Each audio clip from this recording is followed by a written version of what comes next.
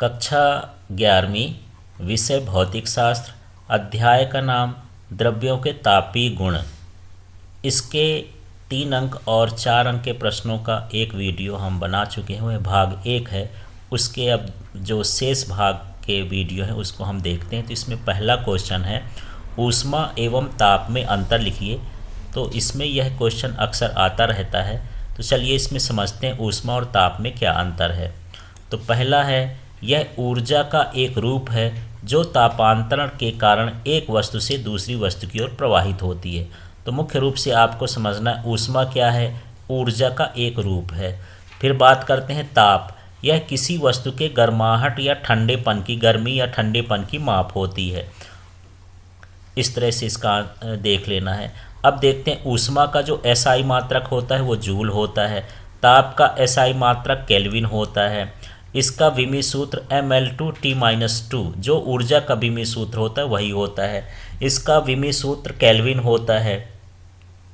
इसके यह एक कारण है, यह एक प्रभाव है, मतलब ऊष्मा के कारण ही ताप उत्पन्न होता है। फिर हम देखते हैं समान ताप होने पर भी ऊष्मा का मान अलग अलग हो सकता है और समान ऊष्मा होने पर भी ताप का मान अलग अलग हो सकता है। यह वस्तु के द्रव्यमान, आकार और प्रकृति पर निर्भर करता है, जबकि यह वस्तु की ऊष्मा पर निर्भर करता है। तो इस तरह से अंतर देखना है और इसके आगे के अंतरों को अभी हम समझते हैं। दो वस्तुओं की ऊष्मा उनकी ऊष्माओं के योग के बराबर होती है। दो वस्तुओं के ताप उनके तापों के बीच का कोई ताप होता है। इसका मापन कैलोरीमीटर से करते हैं, इसका मापन थर्मामीटर से करते हैं। चलिए अब इसका अगला क्वेश्चन देखते हैं, आदर्श गैस समीकरण। तो जो ये आदर्श गैस समीकरण है ये होता है PV बराबर nRT। सबसे पहले इसमें हम जो है V का सूत्र बना लेते हैं। तो ये बनेगा V बराबर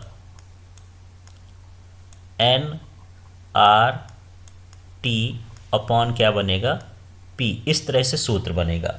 अब V का संबंध यदि हम P से देख लेते हैं, V का संबंध यदि हम P से देख लेते हैं तो देखिए यहाँ पर V व्युत्क्रमानुपाती P है। यदि बटे में है तो इसको व्युत्क्रमानुपाती, तो पहला यही लिखेंगे, V लिख दिए। देख लीजिए यहाँ पर क्या आ गया, V। इसके बाद ये क्या था, P था, तो इसको हम लिख दिए 1/P। बाकी ये नीतांक है, हम n को भी नीतांक मान लेते हैं, r को भी मान लेते हैं, t को भी मान लेते हैं। तो यहाँ पर हम क्या मान रहे हैं कि ये t क्या है, नियत है। तो इसको हम क्या बोलते हैं, बॉयल का नियम। और इसी को पढ़ देना है। ऊपर का सेंटेंस बनाने की बजाय इस सूत्र से सेंटेंस बनाइए तो ज़्यादा अच्छा रहेगा। जैसे हम इसको बोलते हैं, नियत ताप पर फिर ये गैस का आयतन उसके दाब के व्युत्क्रमानुपाती होता है, यही बॉयल का नियम है। तो इस तरह से हमको बॉयल का नियम पढ़ लेना है।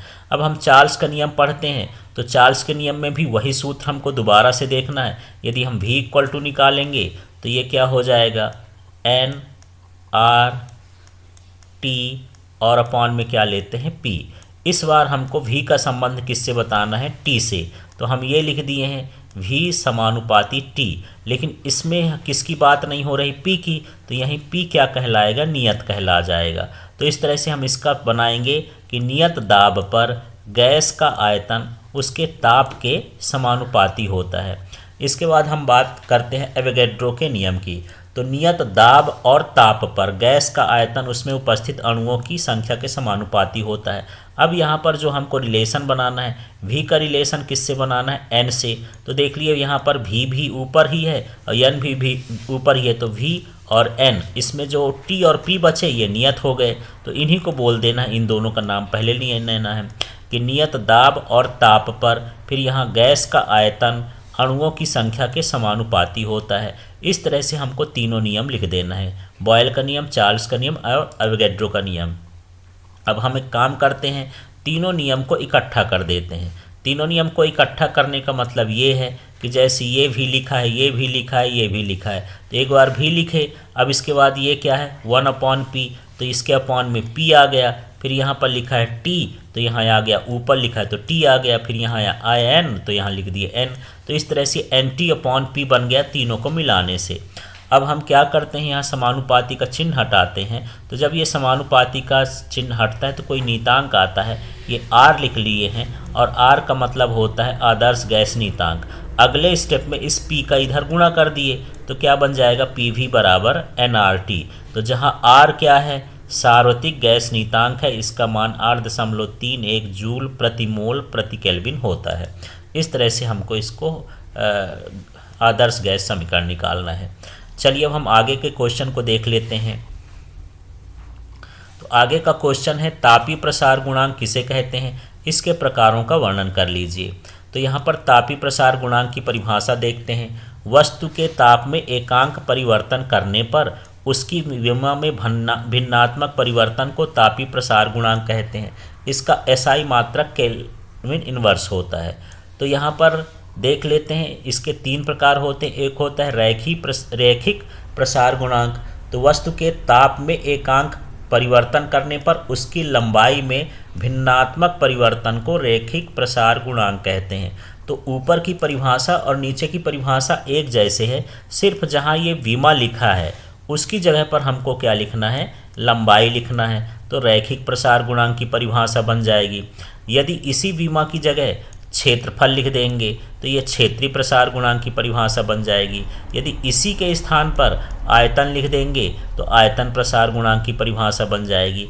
तो एक परिभाषा भर तैयार करना है, बाकी शब्दों को बदल देना है। वस्तु के ताप में एकांक परिवर्तन करने पर उसकी लंबाई यहाँ लिखे तो रेखीय प्रसार गुणांक, यदि हम क्षेत्रफल लिखे तो क्षेत्रीय प्रसार गुणांक, आयतन लिखे तो आयतन प्रसार गुणांक में भिन्नात्मक परिवर्तन को तापीय प्रसार गुणांक कहते हैं। इस तरह से यहाँ पर हमको परिभाषा देना है। अब हम बात करते हैं कि इसको दर्शाएंगे कैसे। तो रेखीय प्रसार गुणांक को हम दर्शाते अल्फा से, और अल्फा का मतलब ये जो डेल्टा L है और अपॉन L है, ये भिन्नात्मक परिवर्तन कहला गया, इसका ताप कहला गया। तो delta L upon L into delta T, यहाँ पर ये L लिखा हुआ है। अब क्षेत्रीय प्रसार गुणांक को हम किससे दर्शाते हैं, बीटा से। अब यहाँ L लंबाई न लेकर के हम क्षेत्रफल एरिया ले लेते हैं, तो डेल्टा A डेल्टा T। तो यही सूत्र को हम दोबारा से लिख दिए, केवल A लगा दिए। फिर आयतन प्रसार गुणांक की बात करते हैं तो इसको दर्शाते हैं गामा से, और यहाँ पर आयतन को लिखते हैं V से, वॉल्यूम है तो delta V upon V delta T। इस तरह से 3 प्रकार के ये आयतन प्रसार गुणांक होते हैं। अब हम बात करते हैं अगले क्वेश्चन में, चालन, संवहन तथा विकिरण में अंतर लिखिए। तो ये चालन, संवहन, विकिरण में अंतर है या तुलना। इस विधि में अणु स्रोत से ऊष्मा ग्रहण करके पड़ोस के उन अणुओं को स्थानांतरित करते हैं जिनका ताप कम हो।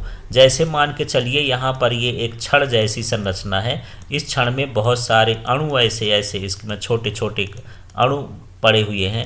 यदि हम इसको यहाँ से गर्म कर रहे हैं, मतलब स्रोत से ऊष्मा दे रहे हैं, तो ये अणु स्रोत से ऊष्मा ले करके आस पड़ोस के अणुओं को ऊष्मा देता जाता है। बस इतना होता है इसमें। फिर संवहन में क्या होता है, संवहन में अणु स्रोत से ऊष्मा ले करके कम ताप की ओर चला जाता है। जैसे मान लो इस गंजी में हम पानी गर्म कर रहे हैं और यहाँ पर पानी भरा हुआ है, बहुत सारे अणु हैं पानी के, तो ये यहाँ से गर्मी को लेगा, इसका अणु ये ऊपर चला जाता है, फिर ठंडा वाला ये नीचे आ जाता है। इस तरह से यहाँ पर अणु जाता है, ऊष्मा किसी को अगल बगल अणुओं को ऊष्मा नहीं देता है।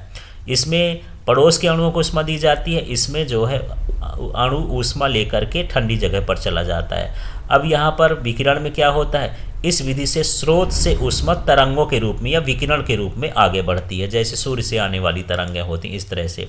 अब हम बात करते हैं इसका अगला, इसमें माध्यम की आवश्यकता होती है, इसमें भी माध्यम की आवश्यकता होती है, इसमें माध्यम की आवश्यकता नहीं होती है।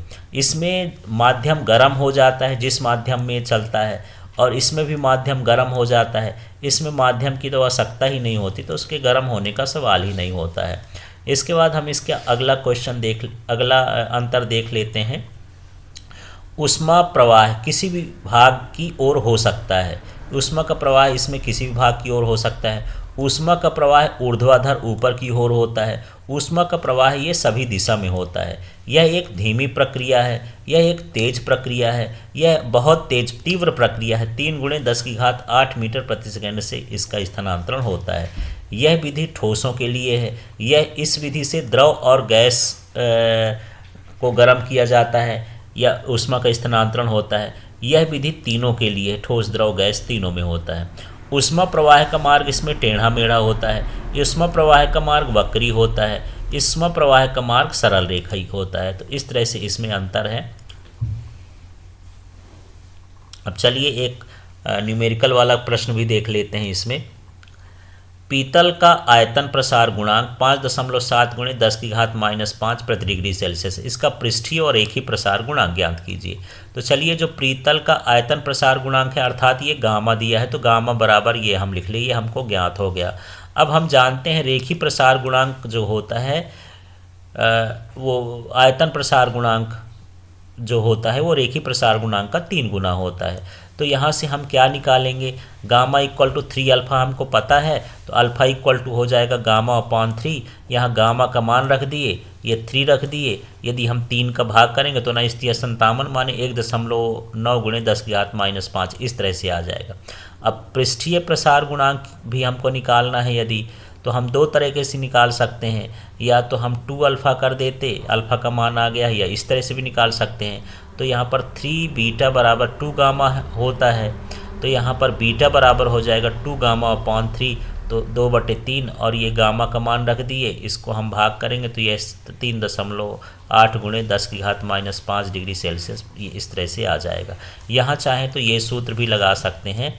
यहाँ बीटा बराबर क्या हो जाएगा 2 अल्फ़ा, तो यहाँ पर 2 रख दिए और फिर अल्फ़ा का मान रख देंगे जो भी आता है, कितना 1.9 × 10⁻⁻5, तब भी यही उत्तर आ जाएगा। तो जैसा मन हो वैसा आप इसको हल कर सकते हैं।